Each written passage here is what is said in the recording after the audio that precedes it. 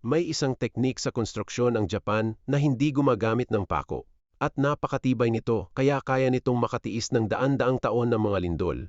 Ang sinaunang gawaing ito ay tinatawag na sashimono, isang paraan ng pag-ukit at pagbuo ng kahoy kung saan ang bawat piraso ay eksaktong na nagkakabit na parang 3D jigsaw puzzle. Walang pandikit, walang tornilyo, at walang metal. Kahoy lamang na hinubog ng may napakataas na antas ng katumpakan. Ang mga karpintero ay gumagawa ng mga espesyal na dugtungan na tinatawag na sugite at shiguchi. May mga dugtungan na dumudulas, may umiikot, at mayroon ding naglalak ng napakahigpit kaya kayang buhatin ang isang buong frame gamit lamang ang isang piraso.